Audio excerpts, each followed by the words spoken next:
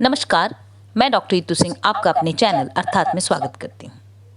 अब तक हमने फणीश्वर नाथ रेणु के प्रसिद्ध उपन्यास परती परिकथा को दो भाग पढ़े। तीसरे भाग में हम आगे की कथा देखेंगे। इसके पूर्व के परिचय और 2 भाग के लिंक मैं डिस्क्रिप्शन बॉक्स में दे दूंगी। तो शुरू करते हैं।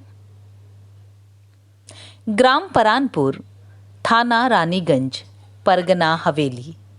जिले के अन्य परगना वाले हवेली परगना वालों पर व्यंग करते हैं। चुटकी लेते हुए कहते हैं, कहाँ घर है?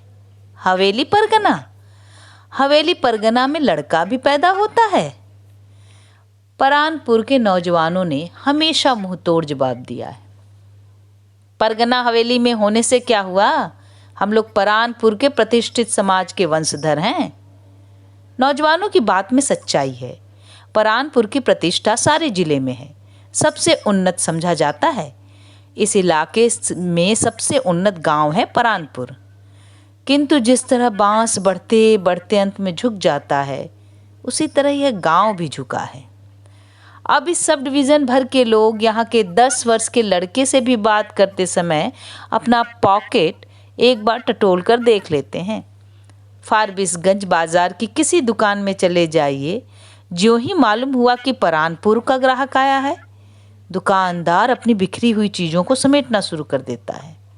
हाकिम हुक्काम भी यहाँ के लोगों से बात करते समय इस बात का ख्याल रखते हैं कि सिर्फ एक गांव में एक ही वर्ष के अंदर सरकार के 3 विभागों के अधिकारियों की आंखों में धूल झोंकी गई। ट्रेन के चेकर जानते हैं, परानपुर के लोग टिकट लेकर गाड़ी में नहीं चलते। चार्ज करने वाले चेकर को रोड़े और पत्थरों से भाड़ा चुकाते हैं। ये गांव की आबादी करीब 7-8 हजार है। विभिन्न जातियों के 13 टोले हैं।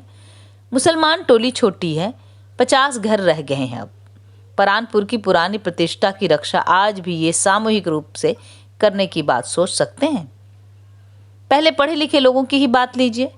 8 ग्रेजुएट, 2 MA, 1 शास्त्री काशी विद्यापीठ, 1 नाटककार।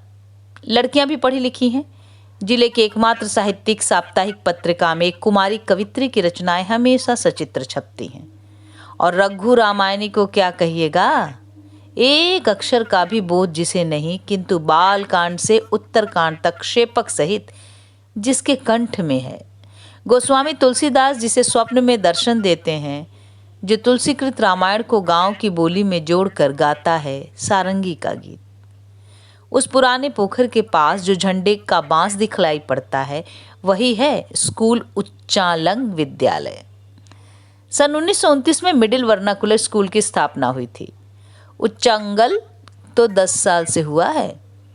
हाई स्कूल के लिए पैसे जिस वृद्ध दाता ने दिए थे, उसके लड़कों ने अपने पिता के नाम पर स्कूल के नामकरण का विरोध किया था।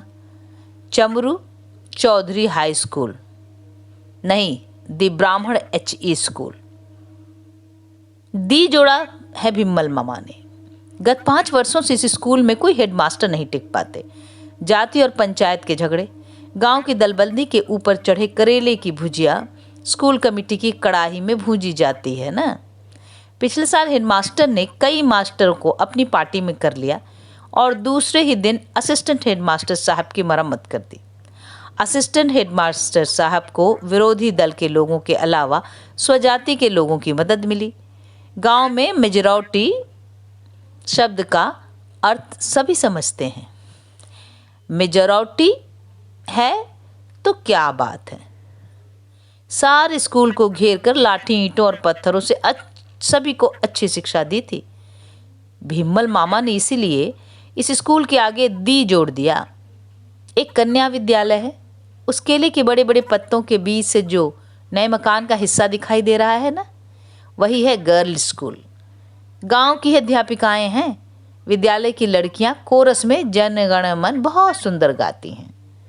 डिस्ट्रिक्ट बोर्ड ने प्रस्ताव पास कर परानपुर अस्पताल को बंद कर दिया है।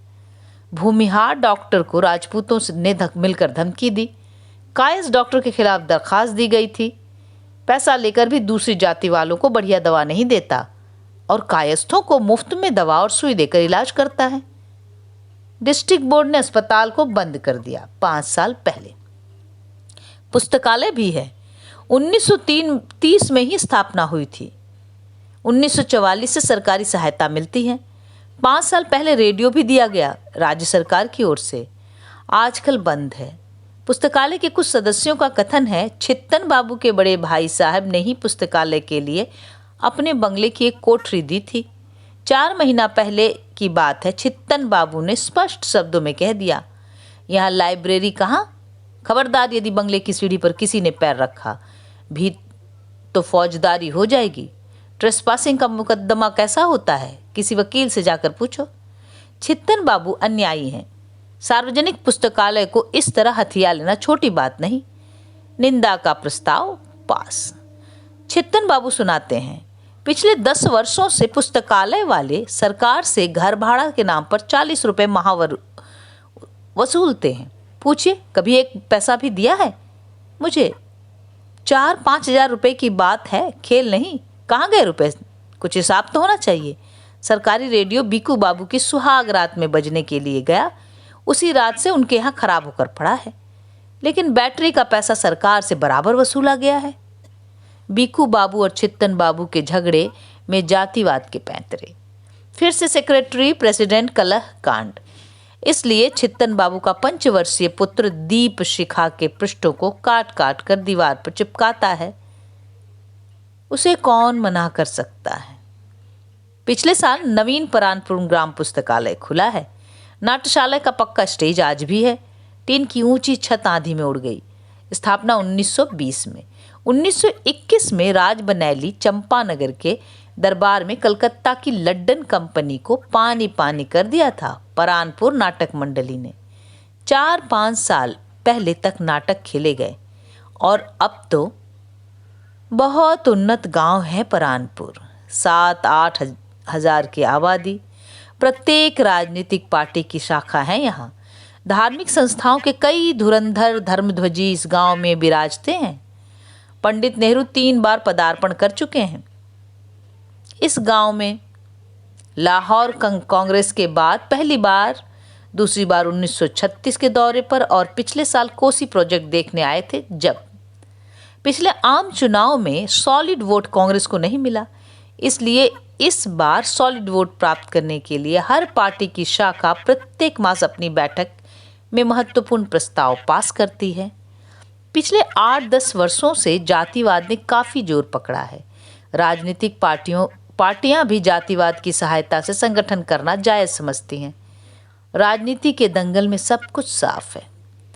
गांव में अंग्रेजी शब्दों के शुद्ध और अपभ्रंश रूप का धड़ल्ले से व्यवहार होता है, जैसे नॉमिनेशन, मेजॉरिटी, पॉलिटिक्स, पॉलिसी। और सारे गांव के मामा भिम्मल मामा पढ़े लिखे पागल समझे जाते हैं। उनके गढ़े हुए शब्दों का प्रचलन हो रहा है धीरे धीरे। डेमोक्रेसी, प्रोड्यूस, ट्रा अर्थात डेमोक्रेसी, प्रोड्यूस, टेलीग्राम। परानपुर गांव की पश्चिम छोर पर परानपुर स्टेट की हवेली है। पोखरे के दक्षिण वाले महार पर नारियल, सुपारी, साबूदाना तथा यूकलिप्टस के पेड़ों में बया के सैकड़ों घोंसले लटक रहे हैं।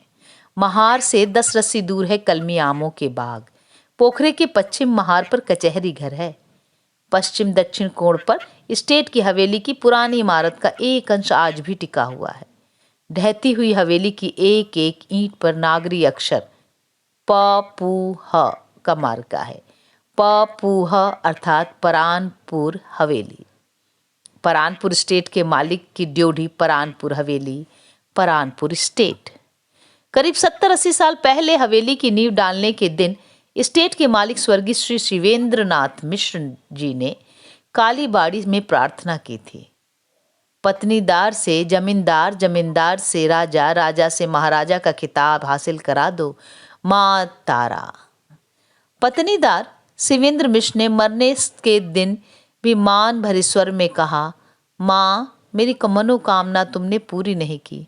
पत्नीदार का पत्नीदार ही रह गया सारा जीवन। शिवेंद्र मिश्र की एकांत मनोकामना भले ही पूरी न हुई हो, किंतु परानपुर स्टेट का नाम जिले के कोने कोने में फैला हुआ है। आज भी इलाके के मुकदमेबाज आज भी दीवानी तथा फौजदारी मुकदमों की राय सुनने के दिन शिवेंद्र मिश्र के नाम का जप करते हैं 50 बार। अपनी मनोकामना पूरी करने के लिए शिवेंद्र मिश्र ने जो जो करतब किए वे कथा, उपकथा, परिकथा तथा किंवदंतियों के रूप में आज भी सुने जाते हैं। घाट बरदिया का व्यवहार, करो बेगारी उतरो पार। गांव के उत्तर पश्चिम कोण में पाव कोस दूर जो अकेला ताड़ का पेड़ खड़ा है वही है वरदिया घाट।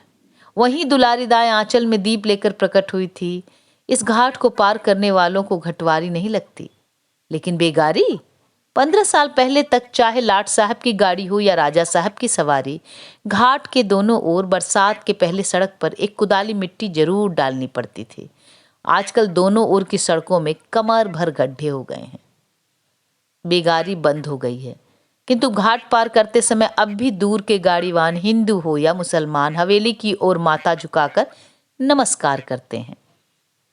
हवेली के पिछवाड़े में 5 रस्सी दूर मिट्टी का ऊंचा बुर्ज है, 40 फीट ऊंचा मिसिर बुर्ज। बुर्ज पर मंदिर नुमा एक छोटा सा घर है जो सदा से राही बटोहियों को रहस्य रोमांचपूर्ण परिकथाओं का सदावर्त बांटता आया है। और इस अकेले ताड़ वृक्ष पर ब्रह्म पिशाच रहता है। विशाल परती पर 150 एकड़ की 5 परिधियों पर इस ब्रह्म पिशाच का राज्य था। प्रत्येक वर्ष शरद की चांदनी में वह इन 5 चक्रों से अपना रुपया पसार कर सूखने देता था। असली चांदी के रुपए, सोने की मोहरें। मानो आषाढ़ की पहली वर्षा में दुलारी दाई की सारी पोठी मछलियां परती के बलुआही पानी के लोभ में धरती पर छटपटा रही हो। चांदनी में चमकते हुए चांदी के रुपए, छटपटाती हुई पोठी मछलियां, चितपट चितपट छटपट। ब्रह्म पिशाच तथा उसके रुपयों को बहुतों ने अपनी आंखों से देखा, पर किसी की हिम्मत नहीं हुई कि कभी उसे टोके भी। किसकी मां ने ऐसा अज्ञा बैताल पैदा किया है जो ब्रह्म पिशाच को देखकर भी होश दुरुस्त रख सके? किंतु होश दुरुस्त रखा था शिवेंद्र मिश्र ने। एक चांदनी रात के दूसरे पहर में एक बार ब्रह्म पिशाच से उनकी मुठभेड़ हो गई। एक ओर ब्रह्म पिशाच तो दूसरी ओर देवी के 2-2 पीठ का सिद्ध तांत्रिक और उसका नीलवरण घोड़ा।